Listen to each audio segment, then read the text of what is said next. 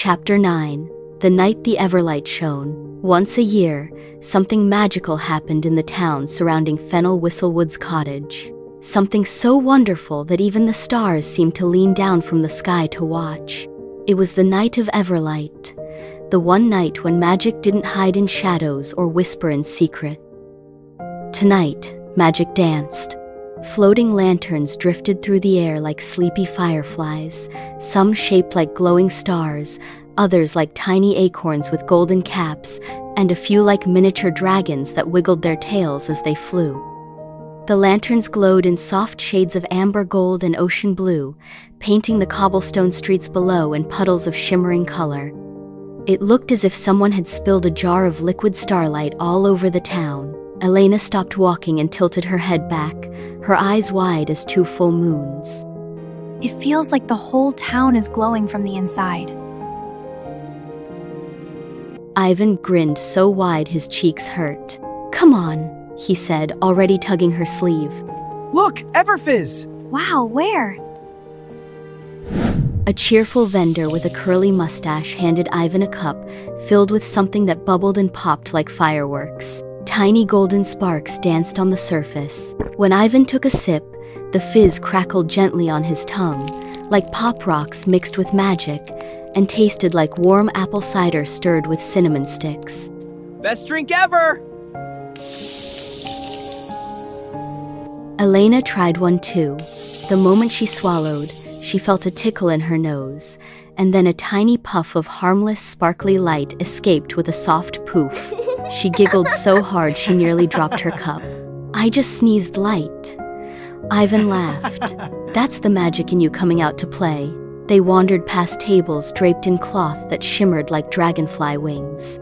Vendors displayed all kinds of treasures. Moonberry tarts that changed color with every bite, purple to pink to glowing mint.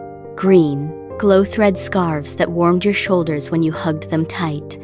And tiny music boxes that played songs you could only hear if you smiled while listening. Elena paused at a table covered in small glass orbs. Each one swirled with soft, misty light, like captured clouds. "What do they do?" Elena asked, her voice hushed with wonder. The vendor, an older woman with kind eyes, winked. "They show you a moment of courage, sometimes from the past, sometimes from the future. You never know which until you look." Elena gently picked one up. The glass felt warm, like holding a teacup full of cocoa. Inside the swirling mist, she glimpsed a flicker of golden light, and the faint outline of two children standing side by side, their hands glowing softly. They looked brave. They looked ready. Elena's heart thumped quietly in her chest. She carefully set the orb back down, her fingers tingling. Ivan stopped so suddenly that Elena almost bumped into him. "Whoa," he breathed. Before him sat a tiny mechanical dragon, no bigger than a teacup. It was made of copper gears and brass wings, with eyes like little rubies. When Ivan reached out and tapped its head very gently, the dragon flapped its wings and puffed out a ring of warm smoke. It was golden, and it puffed up smoke into the shape of a tiny heart. "I think it likes you," Elena teased, nudging his shoulder. Ivan blushed, but he was smiling so big his whole face glowed brighter than the lanterns. Fennel Whistlewood appeared beside them, his beard braided with glowing charms and tiny silver bells that jingled softly every time he moved. He smelled like cinnamon and old books. "The Night of Everlight reminds us of something important," Fennel said gently, his voice warm as honey. "Magic isn't only about spells and potions. It's about joy, it's about curiosity, and it's about sharing moments like these with the people you care about." Elena and Ivan looked at each other and smiled. Music floated through the square like invisible ribbons, soft harps, twinkling chimes, and the sound of people laughing. Families danced in slow, swaying circles. Children chased floating lights that darted away playfully, just out of reach, as if they were playing tag. For a moment, everything felt safe, everything felt right. And then, the music faltered. One lantern flickered, then another. The glow dimmed, just a little. A deep, unfamiliar horn sounded from somewhere beyond the square, low and wrong, like a thundercloud scraping against the sky. Ivan's smile faded. That doesn't sound magical. Elena felt it too, a tightness in her chest, like the air itself was holding its breath. That was when the pirates came. Figures burst into the square like shadows spilling across the light. Heavy boots thudded against the cobblestones. Dark flags unfurled, marked with jagged symbols that looked like broken stars. Rough voices shouted, and some of the pirates laughed, but it wasn't the joyful kind of laughter. It was the kind that made your stomach twist. "Pirates!" someone cried. Panic rippled through the crowd like a cold wind. Stalls tipped over, spilling moonberry tarts onto the ground. Families grabbed their children and ran. The joyful glow of the festival began to fade, as if the light itself was frightened. Fennel's voice cut through the noise, sharp and urgent. "Elena, Ivan." His eyes were serious now. They're drawn to the magic. A festival like this is a beacon. They came to take it. Elena's hands were shaking. Fear pressed against her chest like a heavy stone. But beneath the fear, something else stirred. Something warm and steady, like a candle flame that refused to blow out. She looked at the frightened families. She looked at the dimming lanterns.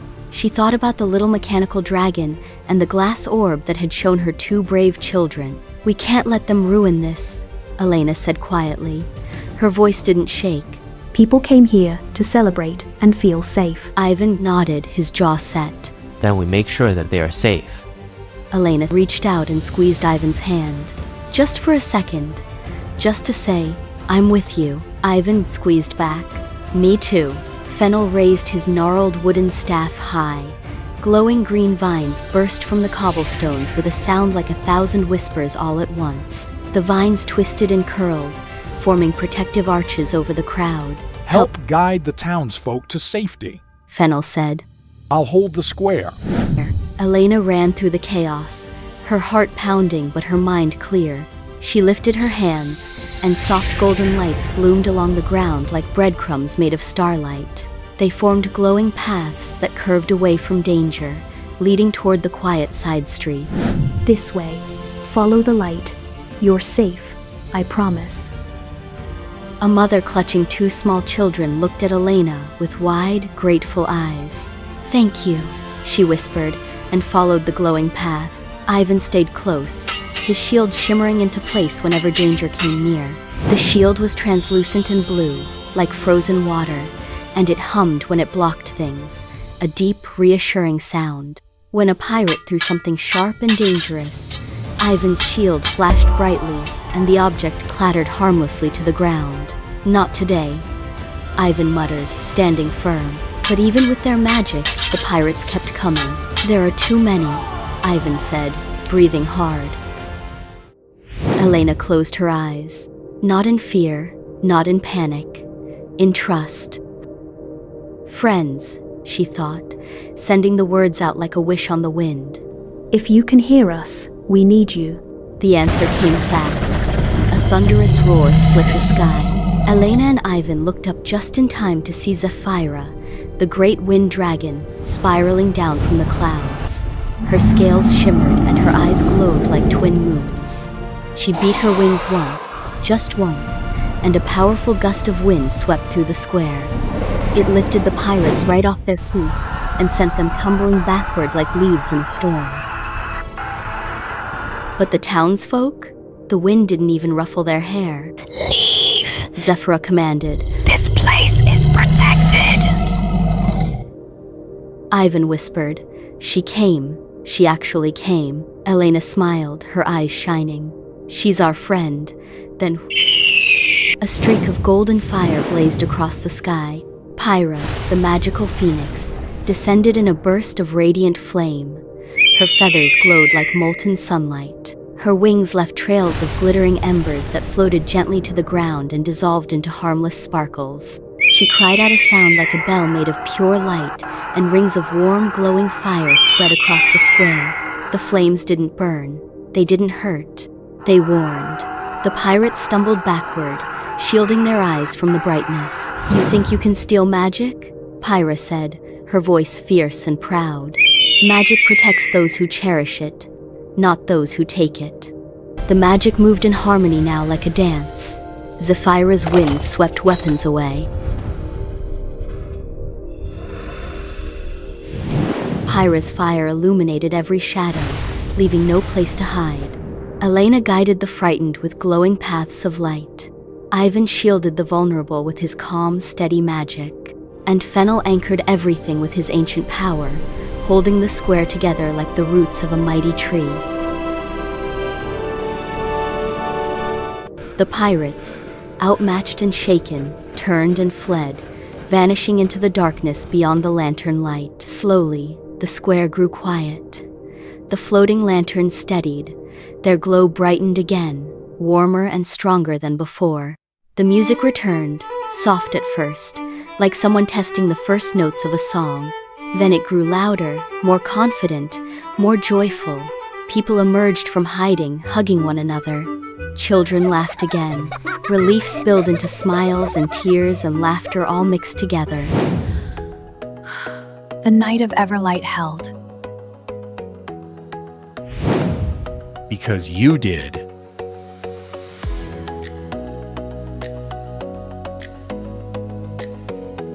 Zephyra circled once overhead, her silver scales catching the lantern light.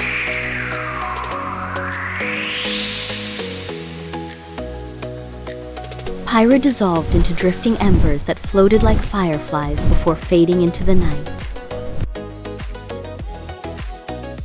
The crowd cheered, showing their gratitude, and the festival slowly resumed, brighter and more heartfelt than before. Ivan looked around the glowing town square, at the families dancing again, at the children chasing lights. This magic, it's not just spells, is it? No, it's the spirit of the people that wield and protect it. And tonight, you protected both.